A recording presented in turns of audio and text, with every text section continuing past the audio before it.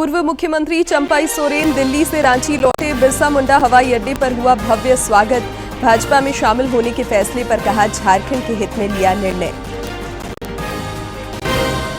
राज्यपाल ने रामगढ़ के मांडू में ग्रामीणों से किया संवाद। लाभुकों के बीच परिसंपत्तियों का वितरण, किया पौधारोपण। हर घर नल जल योजना के क्रियान्वयन पर जताया असंतोष। कोल्हान प्रमंडल में झारखंड मुख्यमंत्री मैया सम्मान योजना की शुरुआत। मुख्यमंत्री हेमंत सोरेन ने सरायकेला खरसावां से लाभार्थियों के खाते में राशि की हस्तांतरित। रक्षा राज्य मंत्री संजय सेठ ने चांडिल डैम में लापता विमान को खोज निकालने वाले भारतीय नौसेना दल को रांची में किया सम्मानित। जवानों के धैर्य, वीरता और कर्तव्य निष्ठा को बताया अद्वितीय।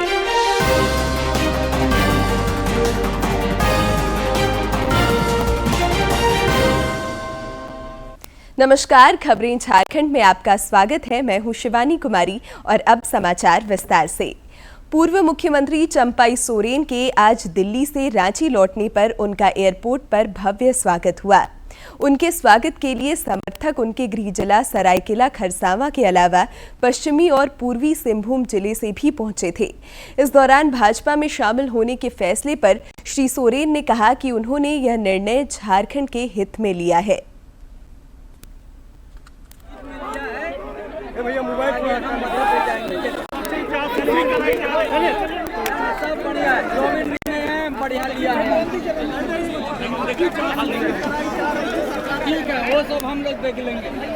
चलिए हमने संघर्ष किसी तरह से हम घबराते नहीं हैं। भारतीय जनता पार्टी के प्रदेश अध्यक्ष बाबूलाल मरांडी नई दिल्ली में प्रधानमंत्री नरेंद्र मोदी से मुलाकात के बाद आज रांची लौटे। रांची के बिरसा मुंडा हवाई अड्डे पर पत्रकारों से बातचीत करते हुए भाजपा के प्रदेश अध्यक्ष बाबूलाल मरांडी ने कहा कि झारखंड में विधानसभा चुनाव की तारीखों का ऐलान कभी भी हो सकता है। इस लिहाज से उन्होंने प्रधानमंत्री नरेंद्र मोदी से मुलाकात कर उन्हें वर्तमान राजनीतिक परिस्थितियों से अवगत कराते हुए उनका मार्गदर्शन प्राप्त किया। तो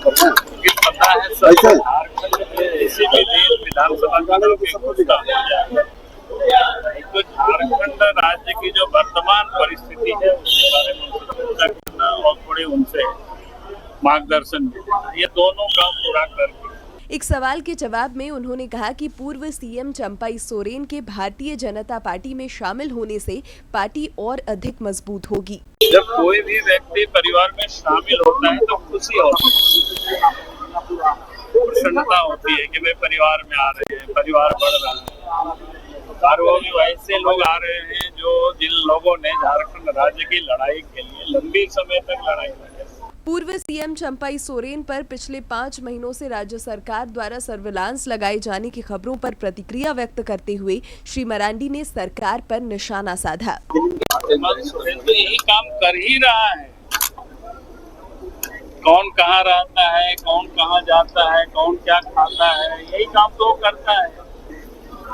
ये कोई नई बात नहीं है उनके लिए, ये सब पुरानी बात है। गौरतलब है कि श्री मरांडी ने कल नई दिल्ली में प्रधानमंत्री नरेंद्र मोदी से मुलाकात की है, जो सियासी हलकों में चर्चा का विषय रहा है। रांची से ब्यूरो की रिपोर्ट।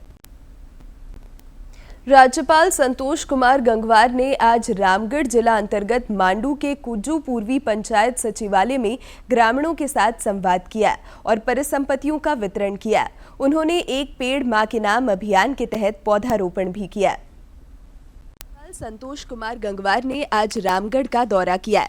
इस क्रम में उन्होंने मांडू के कुज्जू पूर्वी पंचायत सचिवालय में ग्रामीणों से मुलाकात और संवाद कर उनकी आवश्यकताओं से अवगत हुए। यहाँ पर कुछ काम की शुरुआत हम लोगों ने जो की, और मित्रों पिछले कुछ वर्षों से प्रधानमंत्री के द्वारा भी बहुत सी योजनाओं की जानकारी आप तक दी गई है और आपको सीधे उसका लाभ देने उसके हिसाब से काम हो रहा है। राज्यपाल ने इस दौरान पत्रकारों से बातचीत के क्रम में योजनाओं के बेहतर क्रियान्वयन पर बल दिया ताकि जरूरतमंदों को उनका लाभ मिल सके। उन्होंने क्षेत्र में हर घर नल जल योजना के क्रियान्वयन पर असंतोष जताया और इस दिशा में जिला प्रशासन को जरूरी निर्देश दिए। नल और जल की योजना बहुत आवश्यक है, उसमें कुछ कमियां नजर आ रही है, तो हम चाहेंगे प्रशासन इस ओर ध्यान दे और कार्रवाई करे। वास्तव में आधी बीमारी लगता यह है कि दूषित पानी पीने से मिलती है। राज्यपाल ने कहा कि वे विभिन्न क्षेत्रों का भ्रमण कर लोगों से मुलाकात कर रहे हैं ताकि जमीनी हकीकत को जान सके। उन्होंने पर्यटन विकास पर भी बल दिया। हम जानकारी करेंगे। धार्मिक पर्यटन में तो लोग खुद भी जाते हैं, वहाँ सुधार और राज्य सरकार को आग्रह करेंगे इस ओर ध्यान दें। इस दौरान उन्होंने लाभुकों के बीच परिसंपत्तियों का भी वितरण किया। साथ ही एक पेड़ मां के नाम अभियान के तहत पौधारोपण कर पर्यावरण संरक्षण का संदेश दिया। रामगढ़ से के तिवारी की रिपोर्ट। मुख्यमंत्री हेमंत सोरेन ने सरायकेला खरसावां से कोल्हान प्रमंडल की लाभार्थियों के खाते में डीबीटी के माध्यम से आज सम्मान राशि हस्तांतरित की। गम्हरिया स्थित फुटबॉल मैदान में आयोजित कार्यक्रम के दौरान उन्होंने कहा कि इस योजना अंतर्गत आज कोल्हान प्रमंडल की लगभग 6 लाख बहनों के बैंक खाते में सम्मान राशि प्रदान करने का सौभाग्य मिला है। मुख्यमंत्री ने अपने संबोधन में विविध विषयों की चर्चा की।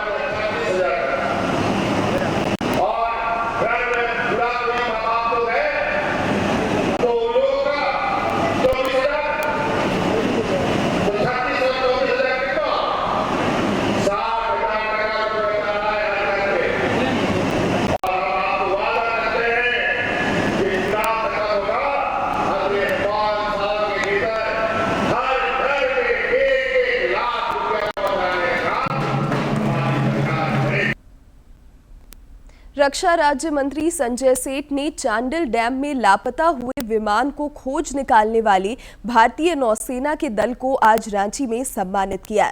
इस दौरान उन्होंने सभी जवानों के साथ संवाद किया और नौसेना के दल से विमान और उसके लापता पायलट के शव को निकालने के लिए हुए सफल ऑपरेशन के अनुभवों को सुना।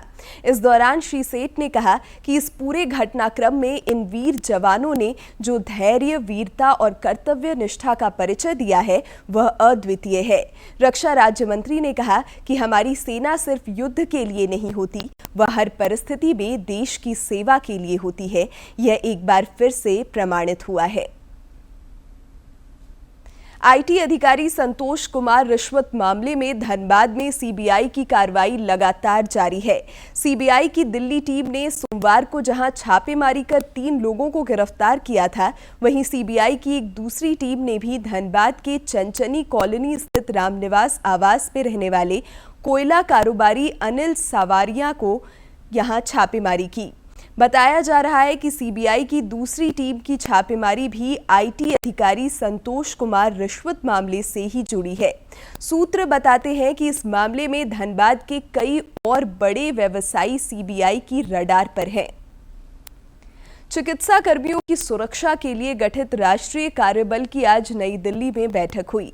बैठक में राज्य के मुख्य सचिवों और पुलिस महानिदेशकों के साथ सुरक्षा के अल्पकालिक उपायों पर चर्चा हुई। केंद्रीय गृह सचिव और स्वास्थ्य सचिव ने भी वीडियो कॉन्फ्रेंसिंग के जरिए बैठक में हिस्सा लिया। इस बीच केंद्रीय गृह सचिव और स्वास्थ्य सचिव ने उच्चतम न्यायालय के निर्देश के आलोक में चिकित्सकों की सुरक्षा के मद्देनजर राज्यों के मुख्य सचिव और पुलिस निदेशक को पत्र लिखा है। राज्यों को अस्पताल परिसर में नाइट पेट्रोलिंग और कार्यस्थलों में सुरक्षा सहित अन्य मुद्दों पर निर्देश जारी किया गया है। कोर्ट के निर्देश के बाद आज गृह सचिव और स्वास्थ्य सचिव ने सभी राज्यों के डीजीपी और मुख्य सचिव से बात की है। इस बाबत स्वास्थ्य सचिव अपूर्व चंद्रा ने सभी राज्यों के डीजीपी और मुख्य सचिव को पत्र लिखा है। उन्होंने पत्र में डॉक्टरों के वर्क प्लेस पर सुरक्षा सहित तमाम मुद्दों को हल करने के निर्देश दिए हैं। उन्होंने लिखा है कि इस संबंध में कुछ तात्कालिक उपाय हैं जिन पर अमल किया जाए। इसमें स्वास्थ्य कर्मियों की सुरक्षा के लिए राज्य कानूनों और भारतीय न्याय संहिता की प्रासंगिक धाराओं को दंडात्मक जुर्माने के विवरण के साथ अस्पताल परिसर के अंदर स्थानीय भाषा और अंग्रेजी में प्रदर्शित किया जाए। इससे अलावा उचित सुरक्षा उपायों की रणनीति बनाई जाए और उन्हें लागू करने के लिए वरिष्ठ डॉक्टरों और प्रशासनिक अधिकारियों को शामिल किया जाए। साथ ही अस्पताल सुरक्षा समिति और हिंसा रोकथाम समिति का भी गठन किया जाए। मरीज के परिचारकों, रिश्तेदारों के लिए सख्त आगंतुक पास नीति बनाई जाए। विभिन्न ब्लॉक के तहत रेजिडेंट डॉक्टर्स, नर्सेज के सुरक्षित आवागमन की व्यवस्था की जाए। रात की ड्यूटी के दौरान छात्रावास भवन, अस्पताल परिसरों में नियमित सुरक्षा गश्त और परिसर में 24/7 कंट्रोल रूम की व्यवस्था की जाए। साथ ही निकटतम पुलिस स्टेशन के साथ प्रॉपर कनेक्टिविटी भी सुनिश्चित की जाए। इसके अलावा अस्पताल में यौन उत्पीड़न पर आंतरिक समिति का गठन किया जाए। इस पत्र में लिखा गया है कि अस्पताल परिसर के अंदर सभी सीसीटीवी कैमरों की स्थिति का जायजा भी लिया जाए ताकि एक सुरक्षित माहौल डॉक्टर्स और अन्य जो स्टाफ है उसको मिल सके वर्क प्लेस पर। भाजपा के प्रदेश अध्यक्ष बाबूलाल मरांडी ने राज्य सरकार पर स्वास्थ्य क्षेत्र की उपेक्षा का आरोप लगाया है। उन्होंने समाचार माध्यमों का हवाला देते हुए कहा कि डॉक्टरों और इंफ्रास्ट्रक्चर की कमी से मशहूर रिम्स अब भारत का एकमात्र ऐसा अस्पताल बन गया है जहां डाइट चार्ट नर्सें तैयार कर रही हैं। डाइटिशियन की जरूरत को हेमंत सरकार ने पूरी तरह नजरअंदाज कर दिया है। भाजपा के प्रदेश अध्यक्ष ने आरोप लगाते हुए कहा कि 2100 से ज्यादा मरीजों की क्षमता वाला ये अस्पताल अब मरीजों को ठीक करने के बजाय और अधिक बीमार कर रहा है। केंद्रीय कैबिनेट ने झारखंड को एक और रेल परियोजना की सौगात दी है। प्रधानमंत्री नरेंद्र मोदी की अध्यक्षता में हुई कैबिनेट बैठक में जमशेदपुर पुरलिया आसनसोल परियोजना को मंजूरी प्रदान की गई। केंद्रीय सूचना और प्रसारण मंत्री अश्विनी वैष्णव ने इसकी विस्तृत जानकारी दी। Now I'll come to the second part of the cabinet approvals. आज रेलवे के 3 बहुत इंपॉर्टेंट प्रोजेक्ट्स अप्रूव किए कैबिनेट में माननीय प्रधानमंत्री श्री नरेंद्र मोदी जी ने। इसमें पहला प्रोजेक्ट है जमशेदपुर पुरुलिया आसनसोल। आप देखते हैं जमशेदपुर और आसनसोल गोइंग वाया पुरुलिया, ये एक बहुत ही इंपॉर्टेंट कॉरिडोर है। किस तरह से कि हावड़ा मुंबई और हावड़ा दिल्ली, दिल्ली हावड़ा और मुंबई हावड़ा, ये दोनों कॉरिडोर्स को जोड़ने वाला ये कॉरिडोर है बीच में। ये हाईली इंपॉर्टेंट और मतलब कंप्लीट नॉर्थ ईस्ट और ये जो अपना इधर झारखंड और उसके नीचे उड़ीसा और छत्तीसगढ़, इनको कनेक्ट करने वाला पूरा का पूरा ये कॉरिडोर है। तो यहाँ के लिए थर्ड लाइन, क्योंकि फर्स्ट और सेकंड लाइन फुली यूटिलाइज्ड है ऑलरेडी, तो यहाँ के लिए थर्ड लाइन प्रोजेक्ट आज माननीय प्रधानमंत्री जी ने अप्रूव किया है। और अगर स्केच फॉर्म में देखें तो ये ऐसा है, 121 किलोमीटर का प्रोजेक्ट है ये और 2170 करोड़ रुपीस का इसमें इन्वेस्टमेंट लगेगा। जो प्रधानमंत्री जी का विजन है कि पूर्वोदय से देश का उदय होगा, ये उस विजन के अनुरूप है। और कंप्लीट दुर्गापुर, बर्नपुर, आसनसोल, इसमें जो स्टील इंडस्ट्री है, यहाँ पे जो बड़ी मात्रा में इंडस्ट्रियल एक्टिविटीज है, और जमशेदपुर बहुत बड़ा इंडस्ट्रियल हब है, इन दोनों को कनेक्ट करने से लोगों का मूवमेंट भी, पैसेंजर मूवमेंट भी बढ़ेगा और साथ ही साथ जो इंडस्ट्रियल रॉ मटेरियल्स है, इंडस्ट्रियल गुड्स है, मशीन है, उसका मूवमेंट भी स्मूथ होगा। रांची समाहरणालय में जिले के उपायुक्त राहुल कुमार सिन्हा की उपस्थिति में दिशा को लेकर बैठक हुई। इस दौरान उन्होंने क्रमवार समीक्षा करते हुए आवश्यक दिशा निर्देश दिए। अखिल भारतीय आदिवासी विकास परिषद की राज्य इकाई द्वारा आज रांची के मोराबादी मैदान के बापू वाटिका के समक्ष विभिन्न मांगों के समर्थन में धरना दिया गया। इस अवसर पर परिषद की प्रदेश अध्यक्ष सह पूर्व शिक्षा मंत्री गीताश्री उरांव भी मौजूद थीं।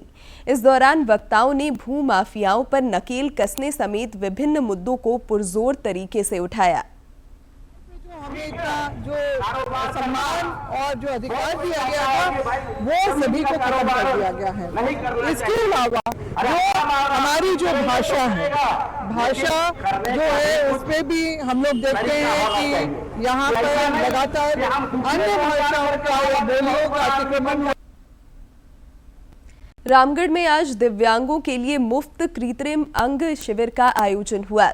श्री भगवान महावीर विकलांग सहायता समिति के सौजन्य से करीब 100 दिव्यांगों के बीच कैलिपर्स श्रवण यंत्र, बैसाखी और व्हील चेयर का वितरण किया गया। इस कार्यक्रम में लघु उद्योग भारती के प्रदेश उपाध्यक्ष सह दिव्यांग परिवर्तन फाउंडेशन के संरक्षक विजय मेवाड़ मुख्य अतिथि के रूप में उपस्थित थे। प्रधानमंत्री जी ने ये लोग किसी चीज से कहीं किसी से कम नहीं है, इनकी क्षमता को कहीं आंकलन में कम नहीं करना चाहिए। देश और दुनिया में इन्होंने अपनी प्रतिभा का लोहा मनवाया है और उन्होंने बताया है कि हम किसी से कम नहीं हैं। समाज को अब सोचने की जरूरत है कि हम किस प्रयासों के द्वारा हम इनको मुख्य धारा में जोड़ सके, और मुझे लगता है कि आने वाले कल में ये बहुत जल्दी समाज में कंधा से कंधा मिला के चल। टीबी मुक्त भारत बनाने के लिए विभिन्न स्तरों पर प्रयास हो रहे हैं।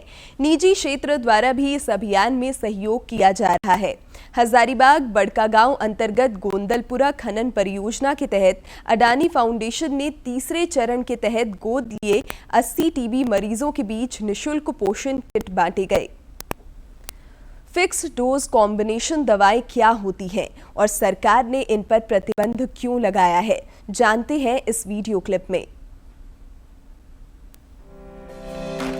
केंद्र सरकार ने 156 तरह की फिक्स डोज कॉम्बिनेशन दवाओं पर बैन लगा दिया है। ये दवाएं बुखार, खांसी, सर्दी, एलर्जी और स्किन की बीमारियों में इस्तेमाल की जाती हैं। आपके मन में इससे जुड़े कई सवाल होंगे। पहला, आखिर सरकार ने इन पर प्रतिबंध क्यों लगाया? दूसरा बड़ा सवाल, फिक्स डोज कॉम्बिनेशन दवाएं होती क्या है और इनकी पहचान कैसे की जाती है? सरकार ने इन दवाओं को बैन करने का फैसला स्वास्थ्य के लिए खतरनाक होने की वजह से लिया है। दवाओं का लंबे समय तक यूज किडनी और लीवर की बीमारियों का खतरा बढ़ा सकता है। इन दवाओं को खाने से एंटीबायोटिक रेजिस्टेंस होने का खतरा होता है। फिक्स डोज कॉम्बिनेशन दवाएं यानी कि FDC वो मेडिसिन होती हैं जो एक से ज्यादा दवाओं के कॉम्बिनेशन से बनी होती है, यानी एक ही गोली में एक से ज्यादा दवाओं का मिश्रण होता है। इन दवाओं को कॉकटेल ड्रग्स के नाम से भी जाना जाता है। फिक्स डोज कॉम्बिनेशन दवाएं आमतौर पर ब्रांड के नाम के साथ आती है और इनमें कई दवाओं का कॉम्बिनेशन होता है। उदाहरण के तौर पर क्रोसिन एक ब्रांड का नाम है, ये दवा का नाम नहीं है। क्रोसिन में 2 कॉम्बिनेशन होते हैं, इसमें कैफीन और पैरासीटामोल होता है। इसमें पैरासीटामोल सिरदर्द और बुखार को कम करती है, जबकि कैफीन माइग्रेन जैसी परेशानी यानी सिरदर्द में राहत दिलाती है। यानी क्रोसिन एक ब्रांड का नाम है और इसमें 2 दवाओं का कॉम्बिनेशन है। ऐसे में इन दवाओं को डॉक्टर की सलाह पर ही लेना चाहिए और जो दवाएं बैन की गई है उनको खरीदने से बचना चाहिए। और अब बात मौसम की। राज्य में पिछले 24 घंटे के दौरान मॉनसून गतिविधि सामान्य रही। इस अवधि में सिमडेगा के बोलबा में सर्वाधिक 114 मिलीमीटर बारिश रिकॉर्ड की गई।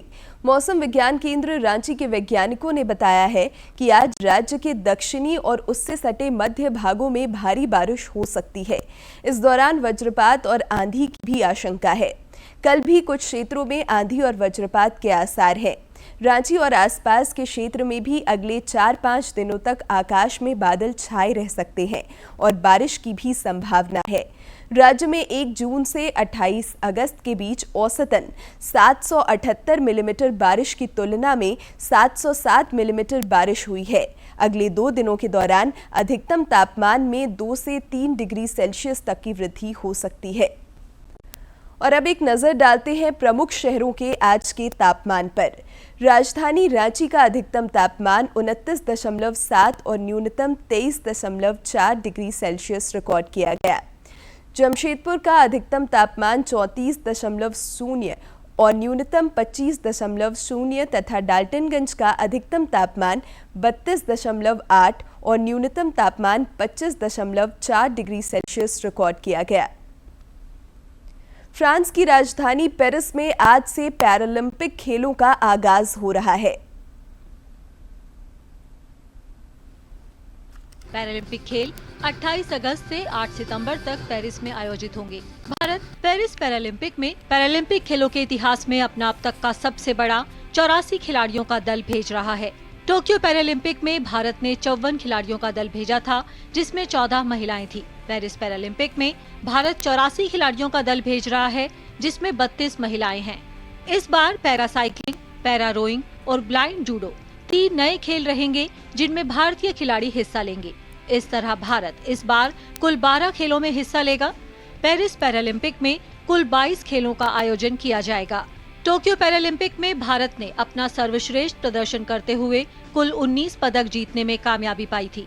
इनमें 5 स्वर्ण, 8 रजत और 6 कांस्य पदक शामिल थे। बहुत बड़ा दल है ये, क्योंकि पिछली बार हम 56 के आसपास गए थे। मैं इतना कहना चाहता हूँ कि हमारे खिलाड़ी निराश नहीं करेंगे, बहुत शानदार परफॉर्मेंस देंगे। और मैंने मंच के माध्यम से भी बोला था कि 25 से ज्यादा पदक जीतेंगे हम। टॉप 20 कंट्रियों में आएंगे मेडल टैली में। पदक के दावेदारों की बात करें तो अवनी लेखरा पैरालंपिक खेलों में स्वर्ण पदक जीतने वाली पहली भारतीय महिला खिलाड़ी बनी थी। अवनी पेरिस पैरालंपिक में भी हिस्सा ले रही हैं। मैं 3 इवेंट में पार्टिसिपेट कर रही हूँ इस बार, तो उसी के लिए कोशिश रहेगी कि मैं अपना बेस्ट दूँ वहाँ जाके। 2 10 मीटर एयर राइफल के इवेंट हैं और एक 50 मीटर 3 पोजीशन।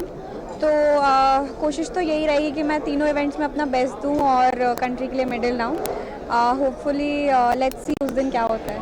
2 बार के विश्व चैंपियन और टोक्यो के गोल्ड मेडलिस्ट सुमित अंतिल से एक बार फिर जैवलिन थ्रो में स्वर्ण पदक की उम्मीद रहेगी। इस चीज़ का प्रेशर नहीं ले रहे हम कि हमें वर्ल्ड रिकॉर्ड करके ही आना है। फर्स्ट हमारा गोल्ड मेडल को डिफेंड करना रहेगा कि हाँ गोल्ड मेडल के साथ में आए। बाई चांस अगर जो मेरा अच्छा दिन हुआ तो कोशिश करेंगे कि वर्ल्ड रिकॉर्ड भी करके आए वहाँ पे।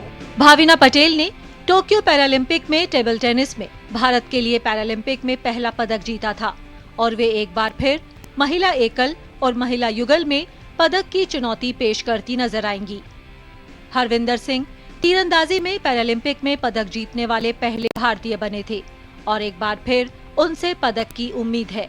हरविंदर इंडिविजुअल रिकर्व ओपन और मिक्स टीम रिकर्व ओपन में हिस्सा लेंगे। पेरिस ओलंपिक की तरह ही पेरिस पैरालंपिक में भी लैंगिक समानता पर जोर रहेगा। उद्घाटन समारोह में भाग्यश्री जाधव और सुमित अंतिल भारत के ध्वजवाहक होंगे।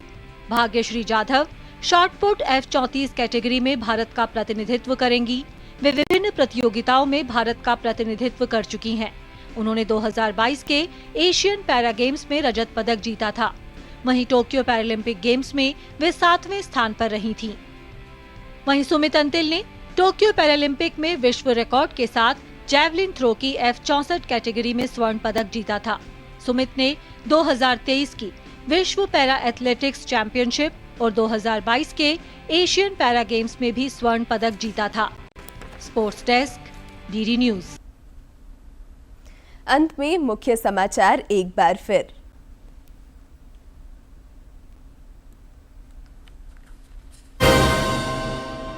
पूर्व मुख्यमंत्री चंपाई सोरेन दिल्ली से रांची लौटे। बिरसा मुंडा हवाई अड्डे पर हुआ भव्य स्वागत।